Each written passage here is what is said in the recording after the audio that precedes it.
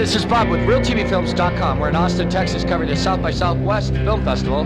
We're at the Thirsty Nickel, which is a sponsored event by Indiegogo. I've got two gentlemen that played a huge role in the making of Humboldt County. Gentlemen, please introduce yourselves and tell us a little bit about what you did. Sure, I'm Danny Jacobs. This is Darren Grodsky.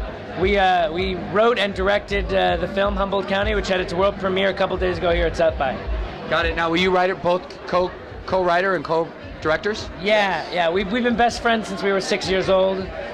We started writing together God knows how long ago, and we both wrote it, we both directed it. That's terrific. Now, is that hard? I mean, who comes up? Who's the guy with the better ideas? Well, generally Danny has ideas that are bad, Yeah. and then they inspire me to come up with ideas that are good. Well, the real problem is that neither of us have any talent.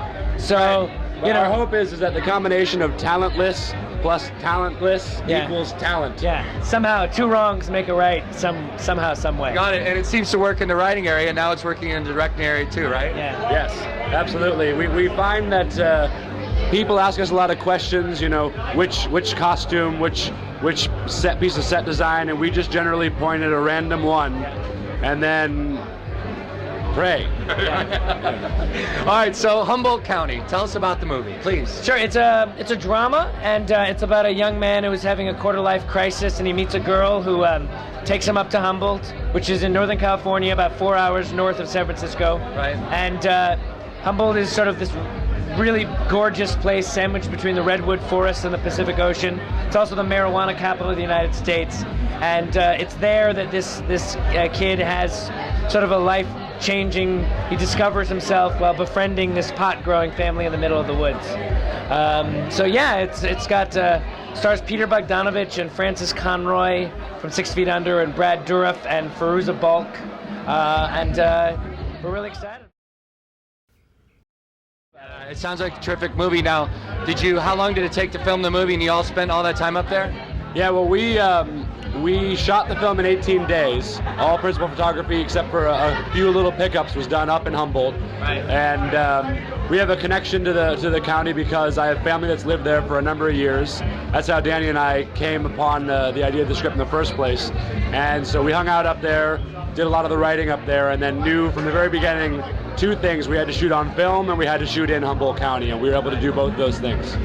Now, the Humboldt County, it's beautiful up there. For those people who have never traveled up to the northern coast, it's gorgeous. an incredible, gorgeous stuff. Did you obviously use some of that for this part of the film, right? Yeah, I mean, Humboldt, the county, as you mentioned, is absolutely gorgeous, breathtaking. Redwoods, the ocean, and it really plays a role in the film. Our protagonist, who's from Los Angeles, is literally seduced by the county, by the people, by the lifestyle, and by the landscape. And so shooting on 35, we were able to capitalize on a lot of those, and it really looks great.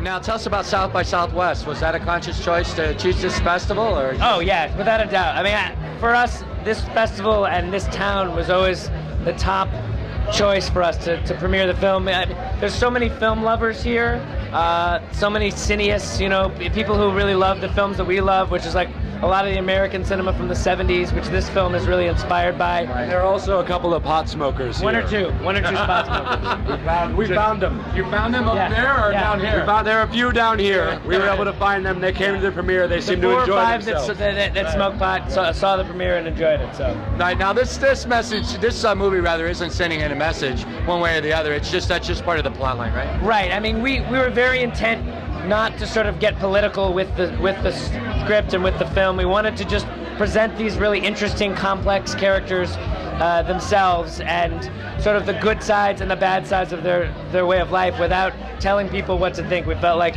it would be more interesting to challenge the audience rather than sort of just telling them what they should believe. I've heard good buzz about this movie.